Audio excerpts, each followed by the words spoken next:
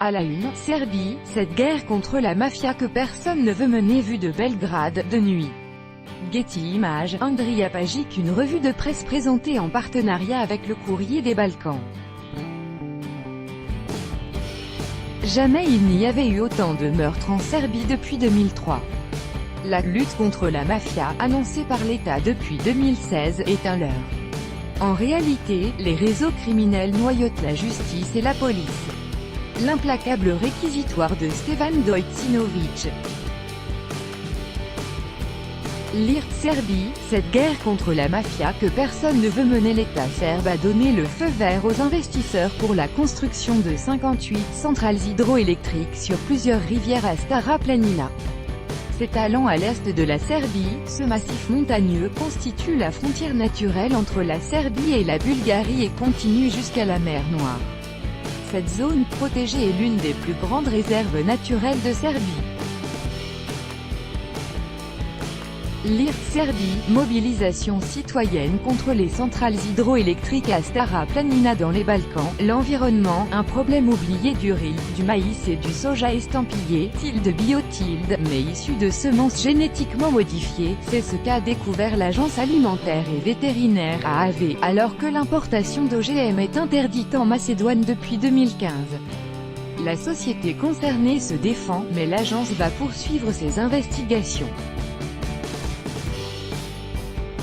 Lire Macédoine, des produits OGM retrouvés sur le marché du bio-agriculture et gastronomie. Le bio, atout majeur des Balkans, c'est un vieux serpent de mer Adriatique qui oppose depuis des années la Croatie et la Bosnie-Herzégovine. Zagreb veut construire un pont pour relier la péninsule de Pelješac au continent, contournant l'enclave bosnienne de Neum. Les travaux ont débuté le 30 juillet. Lire Bosnie-Herzégovine, Zagreb relance la construction du pont de Pelješac. Ce sont des moines trappistes qui ont été les premiers à fabriquer de la bière à Banja Luka, et la célèbre Nectar est une héritière de cette longue tradition. Implantés depuis 1869 dans la ville, ils ont aussi créé un fameux fromage et la première centrale hydroélectrique des Balkans.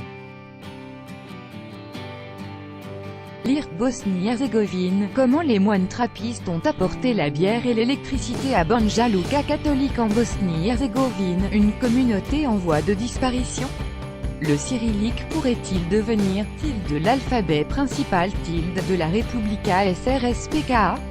Le gouvernement de Banja Luka a formé un groupe de travail pour préparer une loi sur la langue dans l'entité. Une initiative qui fait bondir les représentants bosniaques et croates, à quelques semaines des élections du 7 octobre prochain. Lire Bosnie-Herzégovine, une loi pour privilégier le cyrillique en Republika Srpska, grandir loin de la terre de ses ancêtres, c'est le lot des enfants de toutes les diasporas. Pour ceux du Kosovo, la guerre est venue jeter son ombre sur ce déchirement. Né à Suareka, Yehona Kichai s'est installé en Allemagne en 1993 avec ses parents. Témoignage. Lire Kosovo, ces ombres qui planent au-dessus des enfants de la diaspora. L'Albanie est un pays très rural et la modernisation libérale de la production agricole n'a pas porté ses fruits. Avec de très petites exploitations, très peu de mécanisation, les paysans albanais ne peuvent pas survivre. Ils ne cessent de s'exiler à l'étranger ou bien de rejoindre la masse du lumpen prolétariat désœuvré qui converge vers Tirana. Lire Albanie, la disparition annoncée des paysans lorsqu'ils en ont les moyens. Les Roumains préfèrent aller faire soigner leur cancer ou leur infertilité dans des hôpitaux étrangers où ils ont accès aux techniques les plus modernes et aux traitements les plus récents. Dans l'autre sens, des étrangers et des Roumains de la diaspora affluent en Roumanie pour des soins dentaires ou de la chirurgie esthétique à bon marché. État des lieux. Lire Tourisme médical, ceux qui partent de Roumanie et ceux qui viennent s'y faire soigner en Transnistrie. La société civile et les médias restent largement surveillés par les services de sécurité. Comment faire du journalisme et avoir accès à des informations fiables? Entretien avec Nicolae Kousmin, jeune journaliste et membre du Club 19, une association de défense des droits de la personne. Lire Moldavie, comment peut-on être journaliste en Transnistrie? L'art naïf de la Podrava a connu un immense succès après la Seconde Guerre mondiale. Aujourd'hui réduite à quelques clichés pour touristes, cette peinture paysanne plonge pourtant ses racines dans l'engagement social des artistes croates et la volonté de faire naître un art issu du peuple.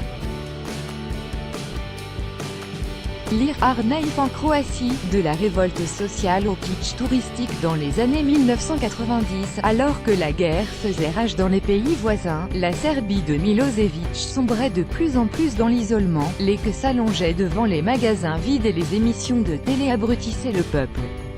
Pourtant, la créativité foutraque des publicités de l'époque fait encore le régal des amateurs.